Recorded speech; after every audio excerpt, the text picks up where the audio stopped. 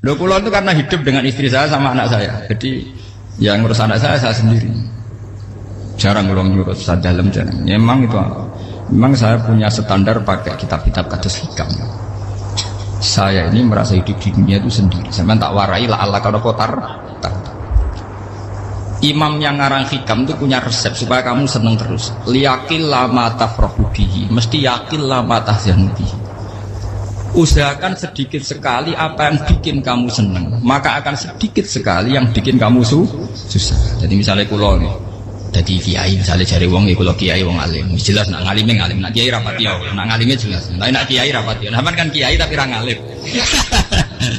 Nah kulo nak darah wong alim malah beliau jelas.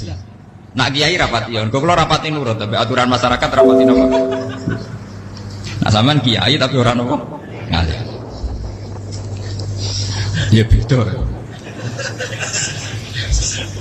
Enggak, ini memang bedanya jauh. Ya mungkin lebih kiai sampean nih.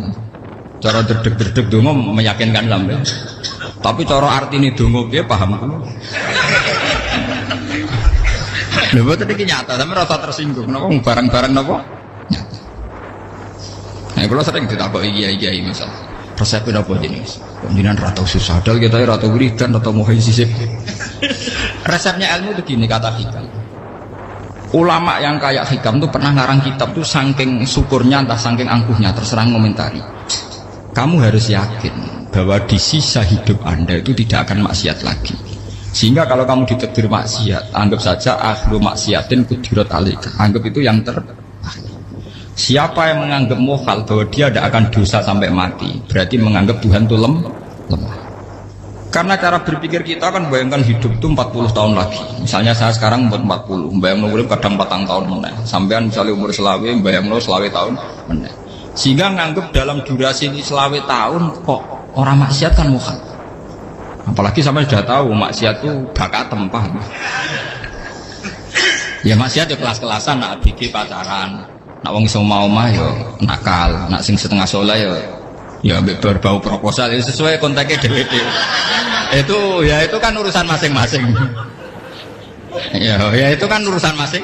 Wae wakisabu ala wa ngono ora ana sing roh wae wakisabu. Ala. Rombongan wali songo, mbok kangen wali songo, mbok golek selisih wae napa alam. Sing roh pangeran piyap.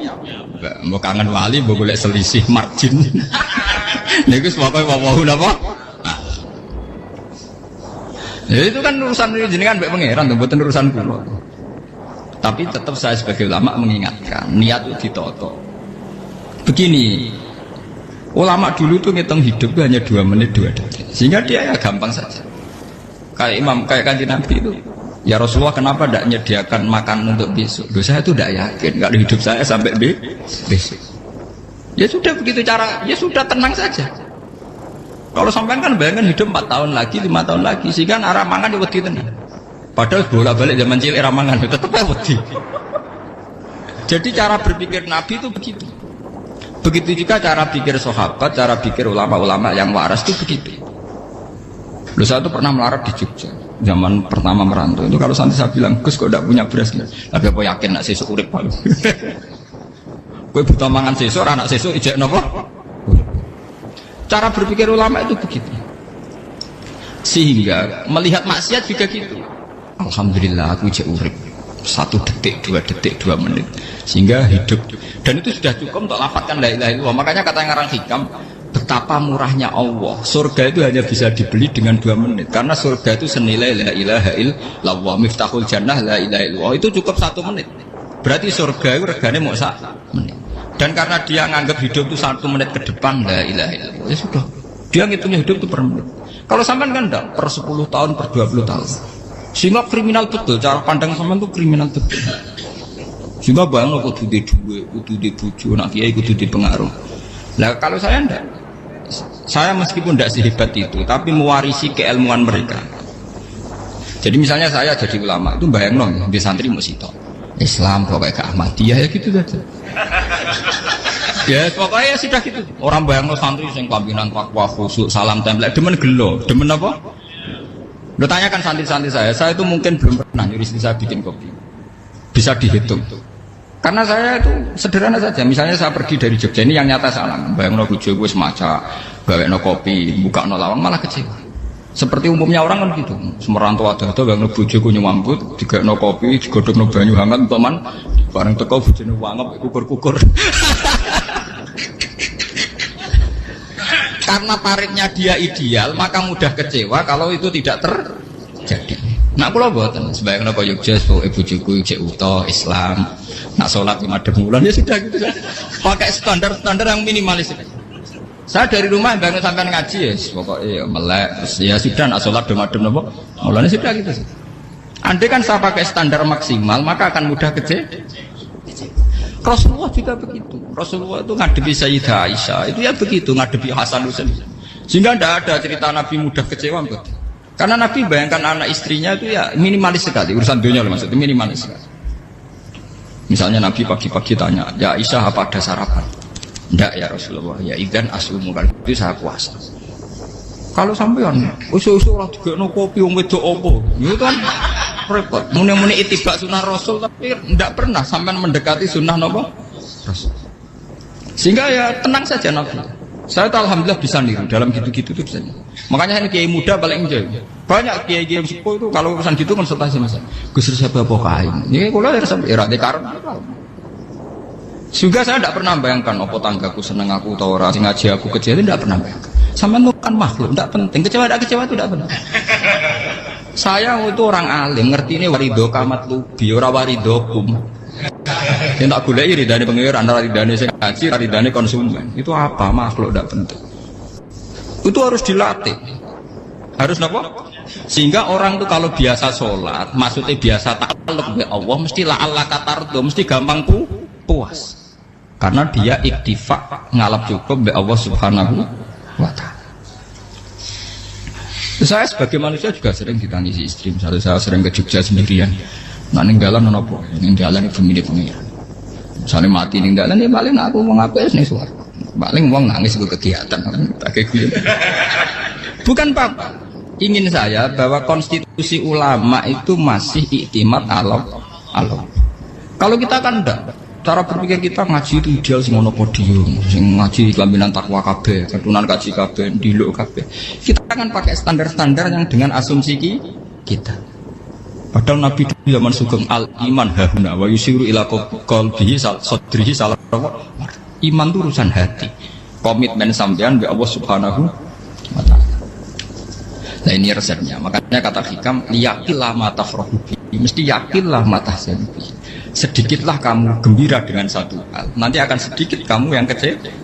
Artinya misalnya kata kulo sebagai ulama seneng kulo nu kok iman, ya nggak kayak orang awam. Ya sudah gitu. Jadi misalnya suatu saat kulo jatuh, yang ngaji saya gak semenang jadi kupeting, uang seneng kulo bubar kabeh. Kulo ya susah, miskola darah pun. Gus saya jenengan orang sing seneng, ya tenang saja. Sing ra seneng ya makhluk ora jelas. Dan status mereka tetap layadur walayan. Ini harus dilatih. Sehingga Nabi itu ya meskipun beliau itu perang, sahabatnya meninggal ya tenang saja.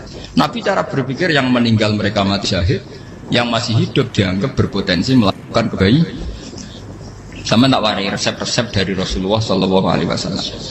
Saya ini sebetulnya memaksa, menjelaskan ini maksa, karena saya inginnya jadi ulama yang kayak umumnya orang.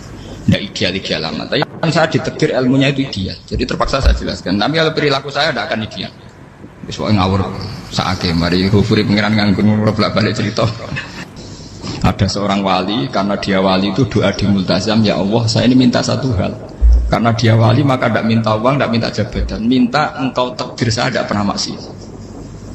Itu kan bagus sekali. Minta doa ditakdir gak maksiat kan ada. Dari pengiran malah Syafi'i. Fa'ena adau kufran. Karena tahu maksiat malah sifat ghafurku tak ada kok endi. Gamane pangeran kan sifat ghafurku rak nganggur. Malah tidak ada orang selain Nabi kecuali ditakdir tahu maksiat. Dan sifat ghafure pangeran efektif. Paham napa? Lah sampean kan ghafure kok nggo kabeh. Dadi karek sajidul iqab. Karena maksiate sampean sering. Jadi sifat ghafure wis berlaku aktif. Saya karek nunggu sifat sajidul iqab. Paham ya tadi? Itu beda dengan wali-wali. sifat sadidul iqab mau aktif, mereka tidak punya malah pangeran bingung gak kok sifat ghafure. Apa ada kok ghafur atau dosa didakoki sadidul iqab gak tahu maksi. Pangeran malah sing bingung. Nak kowe ora tau maksiat ghafur kok tak dakoki. Kok ora tau maksiat, wong iku ora tau apa? Didakoki sadidul iqab gak mungkin atau maksiat. Lah pangeran ape dakok ghafur kan syaratnya dosa sik. Sampeyan kan walian. Ghafure wis dintekno. Keseringan kepake, paham ya? Karek nopo? Karek sadidul iqab. Ya itu memang standar Tuhan. Semua Quran itu kalau menyeritakan gitu. Nabi ibadi anni anal ghafurur rahim. Kawulaku ceritani aku ghafurur rahim, tapi yo ceritani wa anna adabi wal adabul alim. Jadi Nabi ibadi anni anal ghafurur rahim wa anna adabi wal adabul alim. Kalau Nabi Ibrahim Nabi Muhammad inna rabbaka lasariul iqab. Pangeran cepat nyiksane, tapi wa innahu laghafurur. Jadi dua sifat ini pasti aktif. Dan tentu ulama itu senang sifat ghafur itu ya meskipun aktif, tapi mereka tidak pernah ngambil fasilitas sifat nopo. Kula baleni malih. Sehingga kayak Sayyidina Umar radhiyallahu anhu ketika beliau pertama jadi khalifah, ini cerita di kitab Hayati Sahabat. Pertama dia jadi khalifah, orang mengira dia akan ngomong hal-hal yang besar, visi besar tentang negara, visi besar tentang izzatil Islam wal muslim. Tapi ketika Umar pertama pidato begini, ayuhal muslimun ayuhan nas, ana, jari kata Sayyidina Umar, ana hulamun min bani maksud, akulu min kholati, saya ini pemuda dari Bani Mahzub. Kecil saya bisa makan karena bulik-bulik saya punya kebun kurma yang kalau saya memanen diopahi beberapa biji, dan itu menjadi kuti wahayati, menjadi saya bisa hidup. Wassalamualaikum warahmatullahi wabarakatuh. Orang itu penasaran semua. Orang jadi khalifah pertama dibendem jadi Amirul Mukminin, pidatonya ngenang masa kecilnya ra kelar mangan, kelare mangan mergo buruh bulike, paham ya? Ngondoh kurma terus dikai tamarotin, beberapa kurma sing dadekne iso, dan itu saya pakai sampai ketemu Allah Subhanahu wa taala. Saya pakai misalnya sekarang saya mulya, misalnya kalau dibilang mulya ya ana sing nyucup, ana sing husnudzon, ana sing hormat, macam-macam sawangane. Itu bodoh sekali kalau saya menikmati itu, bodoh sekali. Paling banter nikmati dicucup dihormati itu apa? Tapi kalau nikmatnya bisa makan saat itu tuh nyawa. SBY jadi presiden prestasi, Gus Dur jadi presiden prestasi, tapi umpama presiden tetap mangan. Prestasi tertinggi ada bisa makan selisat dirumki gojogonyo. Makanya Umar mengingatkan, sebetulnya nikmat tertinggi saya itu tidak saat saya jadi khalifah, saat itu kok aku iso mangan, cara gak aku mati. Paham ya? Jadi itu luar biasa. Kita ini kan menjadi angkuh karena ngitung nikmat itu yang besar-besar, punya prestasi, punya. Kalau saya enggak ngitung nikmat itu kelar mangan gak mati, kan gampang. Sehingga saya tidak mudah kecewa karena tarifnya minimalis, gak gampang apa? Jadi misalnya kalau kapan-kapan kok perlu, Gus ini Tuhan rasanya jangan ngeten-ngeten. Oh makhluk itu ya gak apa-apa. Kalau di status kiai kan seakan-akan ngomongnya sakral, seakan-akan mandi.